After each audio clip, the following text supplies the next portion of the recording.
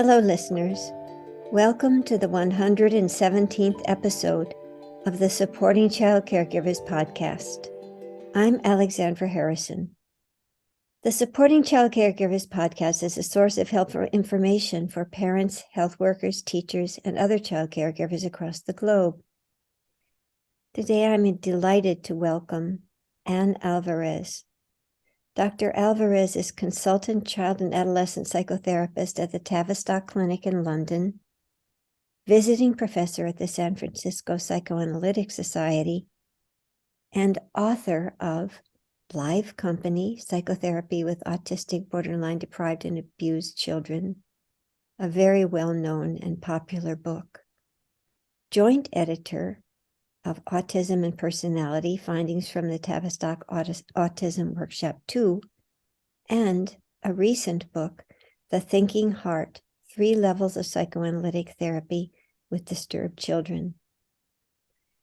Well, Anne, I'm so pleased to welcome you again to the SCC podcast in the series in Kids and ASD.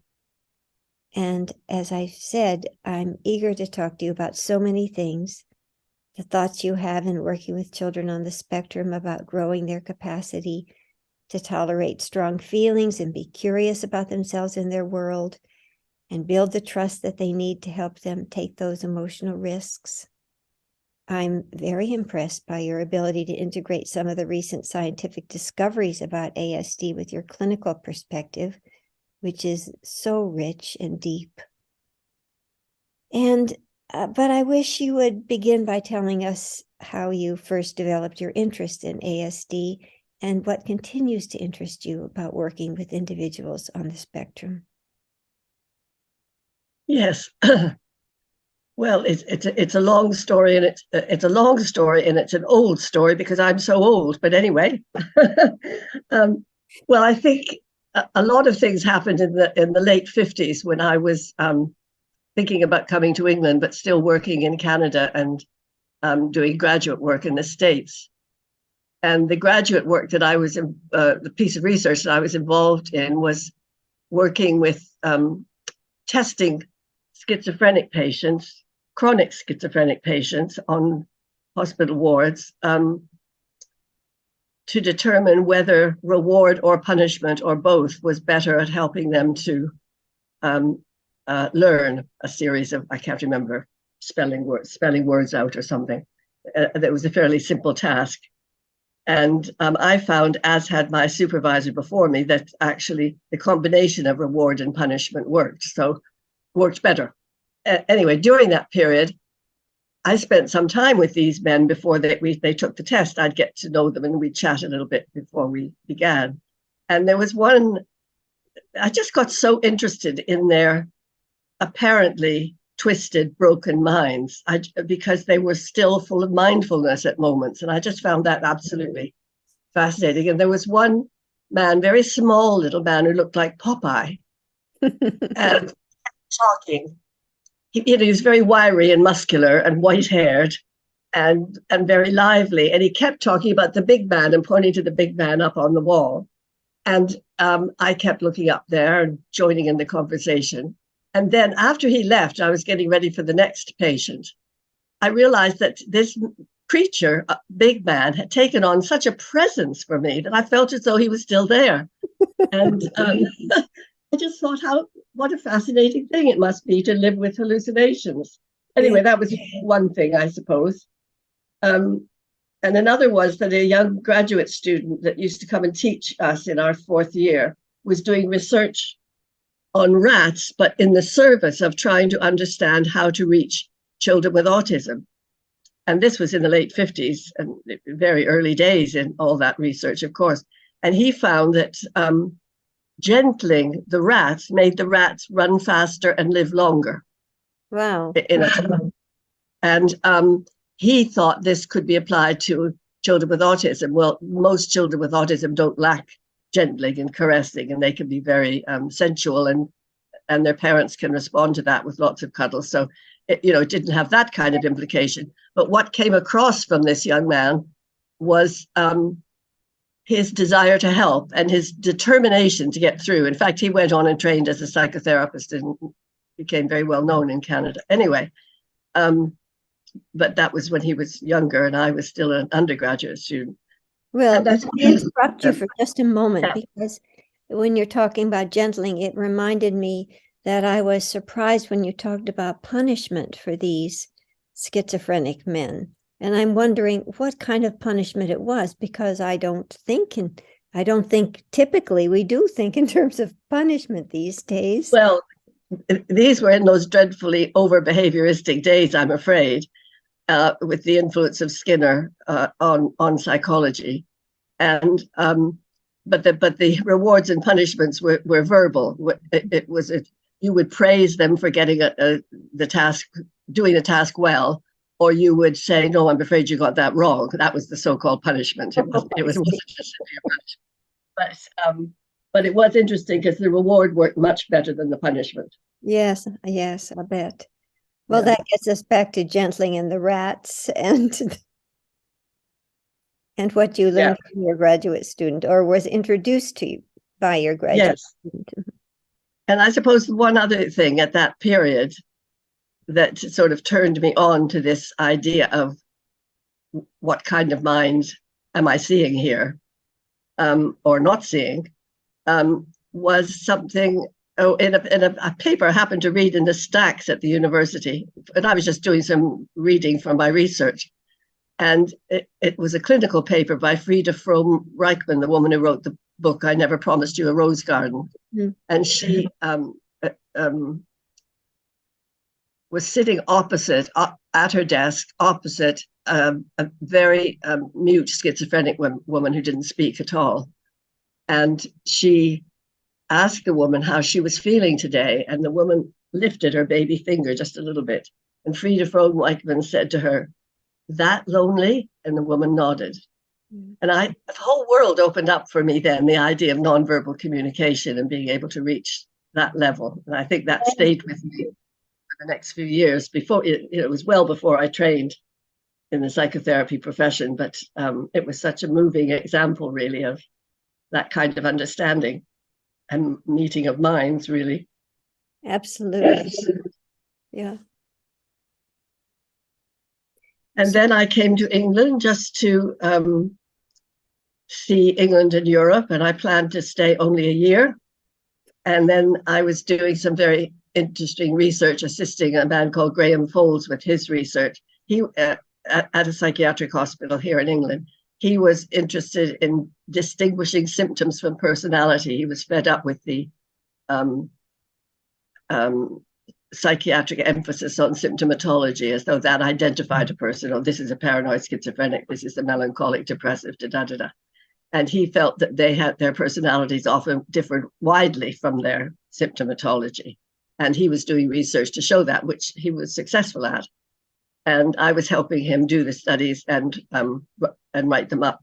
And eventually he published a book about that, which again, it wasn't psychoanalytic, but he had a sense of the whole person in a way that some psychologists and psychiatrists didn't at that time. And that was quite cheering and quite interesting. And then one day I asked a psychologist from the neighboring hospital, and he wanted me to find something in all the psychiatric literature. And there was no Google searching in those years. So I'd go to University College Library and search. I was looking for somebody who had written about the personalities of these patients. Nobody had. It was all about the symptoms and the breakdown. Fair enough. But it's like describing a medical disease without knowing anything about what a healthy body's like, as it were. Exactly. Anyway, I asked this psychologist, Jeffrey Elkin, did he know of any literature? Because I was failing to find anything. And he said, "Oh, well, you might like to read Melanie Klein." And he put me on to two of her rather not late papers, middle period papers, but that were about mourning and about paranoia. Very, very beautiful papers, not so full of the part objects things that some of her early papers were about, that were too much about the mother's body, I thought. Mm-hmm. This was really about what it's like to descend into depression when you lose someone you love. Mm-hmm. And they were so human and humane And I really loved them. And that led me to the Tavistock, where I did this training in child psychotherapy starting in 1962. Yeah. And what did you discover at the Tavistock when you were studying there? Well, the little finger movement matters. We have training there, very close training in infant observation. And of course, an infant in the first year of life or more is not verbal. So what you're studying is another kind of communication between between babies and their parents. And that's a wonderful training for the later development of a psychotherapist, learning to observe well. And with children, you end up observing bodies as well as minds, perhaps even more than when you just have someone on the couch, although I think analysts nowadays do much more of that too, analysts of adults too. We were trained in the classical technique, but it was with children, so in some ways was a little bit freer maybe than some of our colleagues just working with adults.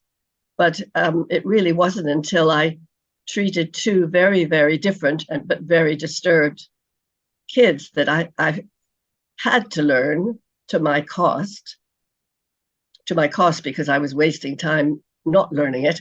Mm-hmm. That classical analysis couldn't always reach those parts, those most disturbed parts in these patients. And that was a painful and difficult lesson. The one situation was with borderline patients. I found that if I went for what was called the deepest anxiety and tried to reach their despair or their terror or whatever it was, and spoke about it, I seemed to make them worse and it would escalate. Mm-hmm. And I didn't understand that because I thought that was supposed to help. Well, it will help a weller patient to face those demons, but not necessarily patients who only see demons and who need an anchor point before they can bear to look at it. And I didn't understand that. And the other patient was a boy called Robbie, who was, I had treated other autistic children, but he was the most far gone. And yet he wasn't the kind of child that Frances Tustin described as a shell type child, or has been described as aloof by Lorna Wing when she talks about subgroups of autism. Or we began to call those children the more avoidant ones, the kind who put their elbow up against you, and you know they know you're there, and they know that you know that they know you're there, but they really feel very easily intruded upon. Whereas this child was very far gone, but it didn't feel like he was resisting or avoiding. I felt he really, at his illest, didn't know I was there. Mm-hmm. And on a particular period when I'd been off work because I'd had a baby and I was only seeing him on a monthly basis, I was absolutely frantic about how far gone he was gone and trying to explain to him that we weren't going to meet for a couple of months. We'd be seeing each other again in September after the summer break. And he just didn't seem to listen and didn't listen and or couldn't, or just was absolutely unreachable. And I felt such panic. He reminded me of those old chronic schizophrenic men in the ward in Canada. Yeah. And to put my face into his line of vision and call his name in a very urgent and dramatic way. And he surfaced and he looked at me really sweetly with quite real tenderness and said, "Hello," as though he hadn't seen me for about 10 years. However, I was waking him up to tell him goodbye. Yeah. And he did get it then. He did hear me. And the next day was very upset at home and had a kind of breakdown, or you could say break out from his autism or from his trauma, because I think there was a mixture of trauma with the autism, mm-hmm. that he'd had a traumatic separation from his family at under age 2. And that's what he told them about how terrible it had been to be sent away. And he saw his mummy taken off in a stretcher to hospital. And he was rushed to these people in the country whom he didn't know. Mm. And so there was a trauma mixed in with his autism, but it seemed to have pushed him over the edge into autism. And he stayed much livelier after that. So I then spent 10 years thinking, what was that thing I did? when I called his name. That was not psychoanalytic neutrality. That was not psychoanalytic containment. It was a very, very active thing. It was like throwing, and he gave an image to me of having been down a deep, deep, deep well, and somebody had thrown him a long, long, long stocking and pulled him out and mummy out and daddy out. And he described this in an eloquent, lively, dramatic manner in a way that he'd never spoken before. So I thought he's describing something like a lifeline, but what do I call it? It's not neutrality, it's not containment. And eventually, after 10 years, I thought perhaps one could call it reclamation, like you reclaim lost land that has a potentiality for being fertile, but needs the right water and the right fertilizer, the right amount of sun or whatever. Then someone suggested the word vitalization, which I thought was very helpful too. And then I began thinking about that a lot. And, you know, not all my beloved psychoanalytic colleagues liked it or still like it. They don't, because they feel it's not classical analysis. Whereas other people working at the sharp end with very disturbed children do seem to find it helpful. No, I think it's wonderful. And I also think your use of the term anchor is wonderful when you're talking about the other children, the children. Yeah, but I find too that it's an opportunity for a creative experience between two people to try to find a connection with a child that has such a different brain, different mind and brain. Yeah. No, we were talking before about the children that I've seen and how with two little boys, actually, I discovered this sort of method with one of them, and then I used it with the second. Both of these little boys were children who were gifted in mathematics, and neither of them carried the diagnosis of autism, although they certainly did fulfill many of their criteria. But respecting their parents' wishes, which I think is extremely important. I did not refer to them with that label either. But both of them had really, as you have just alluded to, a fear of intense affect states and the intense arousal that and that means affects with different kinds of valences, not only sad or distressed negative affect, but also positive affects could be overwhelming to them.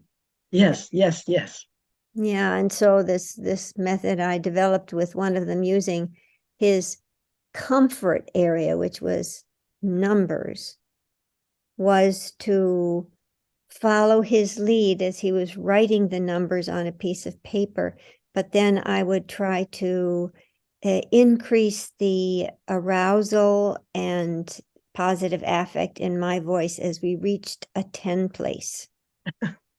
So we would 1, 2, 3, 4, 5, 6, and then as we got further along, I would say, oh, we're coming to a biggie, which is a 10, like a 30 or 40. And then when we got to 50, I said, oh, this is a real biggie. And he at first, when we would approach the biggie, he was such a beautiful child. He would first avert his gaze, and then his whole head would turn away, and he would make those little movements with his mouth that are self-regulatory, little grimaces, and then he would come back. But by the end, when we got to 100, even that first time, he was shouting along with me. Oh, that's so lovely. It was really such a wonderful experience. Yeah, so I thought of it really as a kind of exercise in growing the capacity to have big feelings, Yeah. regardless of what they were about. But what is so brilliant about that I think it's the most brilliant example, and I know you have another one I want to hear too, but is there's something about, well, I got interested in the conjunctive link because I heard about this psychotic boy who was studying for A levels, his university entrance exam, and he had gotten rid of every conjunctive link, all the ands, all the articles, all the prepositions, and so all the words were it was a word salad he created, but he because he felt as well. The therapist eventually determined he felt as though he was falling into something like the Grand Canyon if he left those bridging words in. They weren't a bridge; they were a bridge to nowhere, as it were. And I thought, well, how do you learn in life that an and can hold promise in it and lead to something? I mean, and you taught him within those 100 things that gradually the excitement might be worth waiting for and might be recoverable from. Mm-hmm. Which, as you're saying, they don't know that about excitement, even pleasurable excitement. Yeah. I just think that's totally fascinating and beautiful work. And yet it was fun for him eventually. And it was fun for me. Yes. That was really the key to it, is that I knew I could find him again. He could find me. Yeah. That was one. Can you tell us the other one too? Yeah, the other one has to do with another very brilliant little boy who was so repetitive and micromanaging in his play that it was, it would sort of drag on me after a while. But of course, I did follow his lead, and his play was about cars coming up to a parking garage, and I would be the driver of the cars. They had little matchbox cars, and he was the manager of the parking garage, and he would ask me the same thing each time. Would you like to park in the garage? And I would have to say yes. And he would say, well, all right, you have to pay $5. And I would pretend to give him $5. And he said, you can park on the 3rd floor or something like that. And I would try to make it a little different each time. Sometimes I would say, yes, I'm going to Target, and this is the parking lot to Target is over there, because he didn't offer any variations like that. But then finally, I just was really exhausted with this. And so he said, all right, next car. And I delayed. And he said, next car, why aren't you coming up? And I said, oh, excuse me, but I'm on the telephone. And he said, telephone? I said, yes, I'm calling my boss. And he said, what are you telling your boss? And I said, well, we belong to a robber gang, and we're planning a heist. Whereas this was so far out of, but his mind at that point, but he sort of loved it. And then that became part of the same repetition, you see. But each time I would make it a little tiny bit different, and he could tolerate that. I would add a little elaboration about what the robber gang was going to, when they were going to plan it, and how they were going to plan it, and which rooms in the hotel, because he decided there was a hotel they would stay at in the same complex. Right. Which hotels? And he said, and he had different charges for the hotels that had an ocean view and the parking lot view. And one time I came in and I said, we want the parking lot view. And then the next person who had come in wanted the parking lot view. And so that gave them away as also part of the robber gangs. And he said, why do you want a parking lot view when you can have the ocean view? And I said, well, we can't really explain that to you because it's part of our secret plan. It was, that's what made it so much fun for me. You have to create something together with any patient. And of course, these 2 children that I'm talking about now were were very, they were gifted children, and they had a lot of competencies, but they would get stuck behind a door in a trap. Yeah. And really, I think what we used to think was that we knew we were getting bored, and they might have been getting bored, but didn't know they were bored, or didn't know, or even if they knew they were bored, they still clung for dear life to this anchor or whatever, because they didn't believe that something else existed, really. And it's something about the way you showed both those kids in a gently digestible form that change is possible and novelty can be thrilling. And they don't know that. That's one of the wonderful things about talking to really brilliant colleagues, is that you understand what you thought you understood in a much different and richer way. So I appreciate this so much. Of course, I guess we all know that, but this is really, it's really great to talk to you about this. And of course, I remember those little boys as if they were right here. Yes. Tell us about another one of your clinical experiences, or in other experiences. Yes. There's something that I'm preoccupied with at the moment, which might be worth mentioning. I'm just trying to think how I can do this without breaking confidentiality, because they're not my own patients, but I think I can do it. I just got interested because when I was young and training and studying under Esther Bick, who was an absolute brilliant genius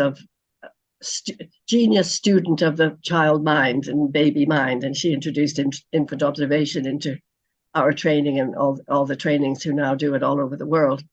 But one of the things she used to talk about, if we saw a mother trying to distract an upset baby, she would say, she gave the impression that distraction, either in a child patient or in a baby being observed, in the mother of a baby being observed, wasn't good for you, that it was better to confront the anxiety that was, or grief or whatever it was that was distressing you at the time. And I suppose that was a sort of canon of our learning. And in more recent years, I've noticed in the infant observations, which I still teach, that sometimes those babies, as you just used the word stuck in relation to those boys of yours, that they get stuck in that kind of rigid tunnel, railway track, monorail sort of thing. A baby can get stuck in crying even long after its upset has faded. They've just got stuck. And so can children. And so can adult patients. And Betty Joseph developed a name for people who got addicted to their own misery. She used a word, I guess, from Middle England or Northern England called chuntering, the people who chunter on, and it isn't the real grief, even though there may be real grief underneath somewhere. Anyway, I've just been thinking more so in recent years that I've just seen that an active distraction on the part of the therapist can be really life-saving, or at least session-saving or soul-saving in a session, and that it's not being evasive or weak or refusing to confront what's bad, because what's bad has got lost. It's the stuckness that's the issue that needs attending to. And so I'm wanting to write something about it, and all I've got is a title. I haven't got the paper yet. But something that really struck me, I heard a very fine paper by a therapist down here in the West Country. I've moved away from London down to Cornwall recently. And this man, Glyn Jackson, gave a very beautiful paper. And he did say a bit about distraction. That wasn't the main thrust. But what he was talking about children who are are addicted to obstructing their own development and to giving you a tough time. Mm-hmm. And they're playing with you. And it can be a milder form of teasing, or it can be something more sadistic and more extreme, but certainly can be very repetitive. And he gave an example of a little boy who always broke the pens, broke everything in the room, basically.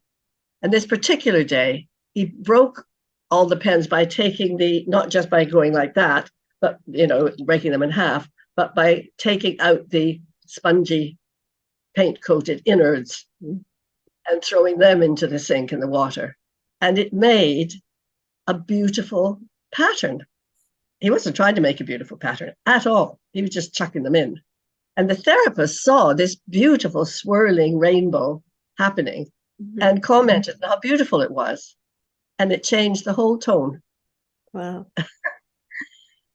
And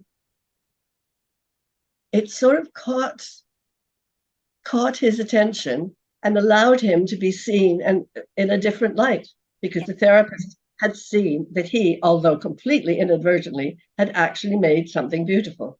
Mm-hmm. And that has just set me thinking about other examples I'd observed over the years.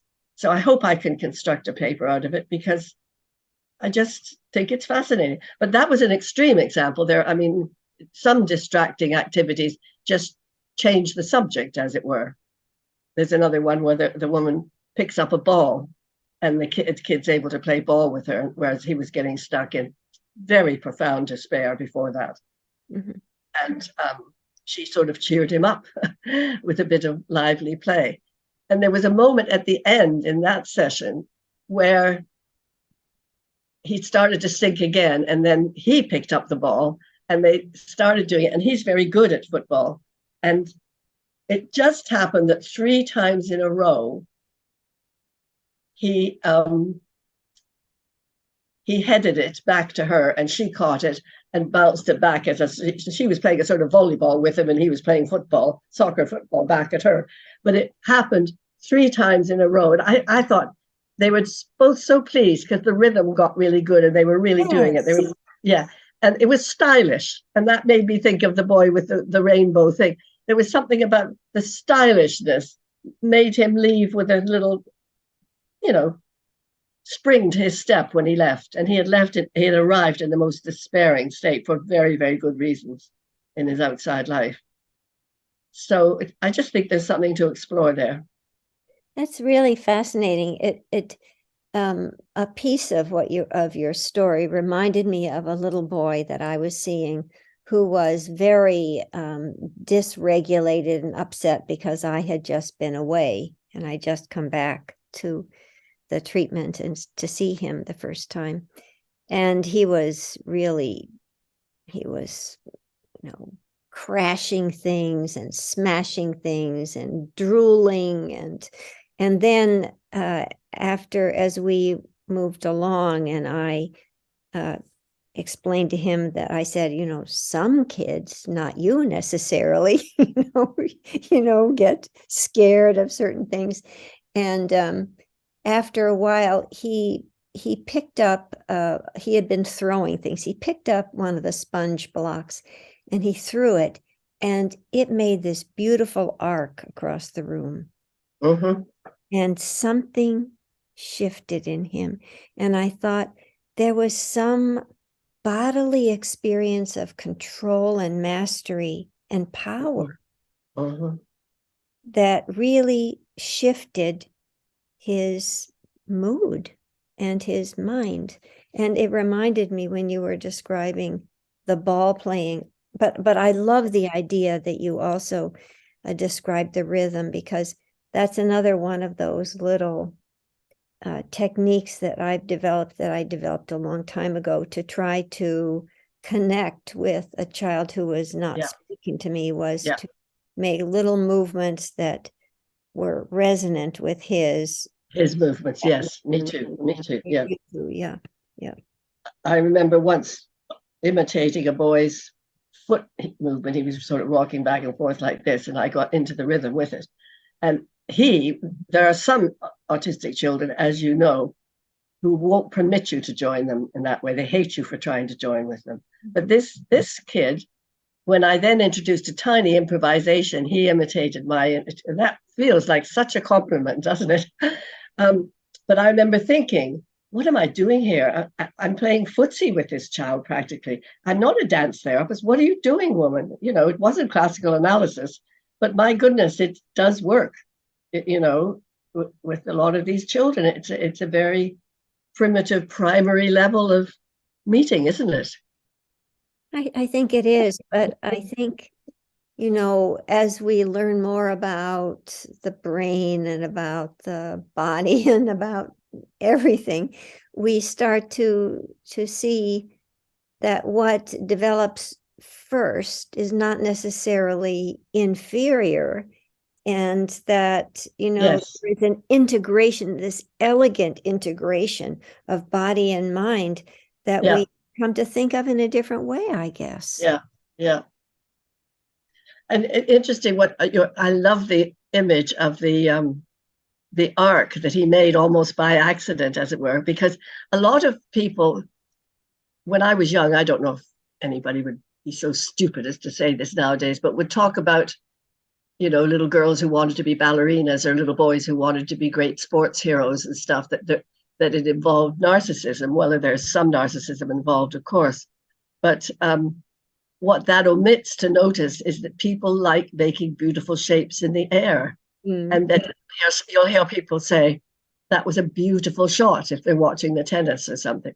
And that the tennis player feels that too. They're not just competing, they're competing like mad, of course, but they're also competing with themselves and with ugliness and bad style. Yeah, I mean, you feel some kind of small transformation within yourself, a kind of integrated feeling. All of you is working together, but there's also the force to it, the power. Yeah. That's what that little boy, and it was so, after that there was something in him that allowed him to acknowledge that there was something of value in what I was telling him.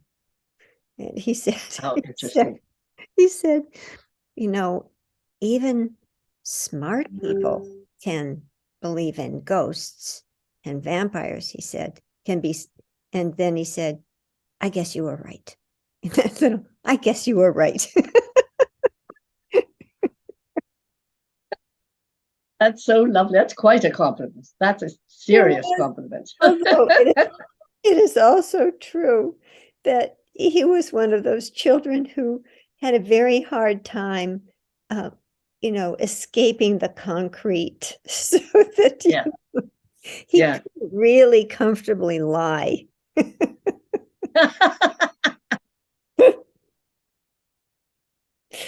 That's so lovely. Yeah, one of the things that is so nice about our conversation today is that we're both sharing our real pleasure in working with children who have different minds and different ways of making meaning of themselves and their world. And it does vitalize me. It does, really. Even though sometimes, as I described with the parking garage, there's this, I get pulled into the trap of dullness. Of course. Then the experience of breaking out in connection with the child it's hard to find that in other children, in children who have more neurotypical minds. Yes. And I'm very go ahead. Mm-hmm. No, I was just thinking again about the lovely arc for the boy, and I was going somewhere with that. Oh yes, I have been puzzling for ages about something that I've noticed with the psychopathic children, who sometimes have overlaps with autism, even among the adults. People have found this, but anyway, not always, of course. But I've noticed that when they start to soften a little bit, these frozen, hardened children, that I'm talking about the psychopathic ones now, that they, the first thing that brings them to life a bit is not the sense of goodness and that they suddenly trust the world or like people or love somebody. Not that. Is the sense of beauty. Mm-hmm. And I've been puzzled about that. And we just had our annual psychotherapy conference here a couple of weeks ago. And I was talking to a very clever young woman who's also down here in the West Country called Laura Balfour. And I said to her, I had said in my paper this thing about this strange appearance of beauty. And she said, and I said, I don't know why that comes before goodness and what it means to them. And she said she thought it might be to do with the sense of awe. Mm. And you were talking about the power. I can make this. Wow, awesome. Kids would. Anyway, that's what she said, and it rather helped me. I think she might be onto something there. Yeah. That sense of wonder that, wow, there's something out there bigger than me after all, and bigger than them. Yeah. That's a wonderful thought. And it's such a good thought that probably we should use it to complete this amazing conversation. Thank you so much, Anne. Okay. Thank you very much. It's been amazing for me too. Good. And I want to thank you, our listeners, for joining us in this episode of the Supporting Child Caregivers Podcast. Please listen to us next week when we will have another episode in our Kids and ASD series. And also remember that I will respond to your questions in my next Ask Me Anything episode. So send me your thoughts and questions at any time on the email sccinc2017@gmail.com. If you like this podcast, please leave a review on iTunes or wherever you get your podcasts. I'm Alexandra Harrison, and remember, all the children of the world are our future.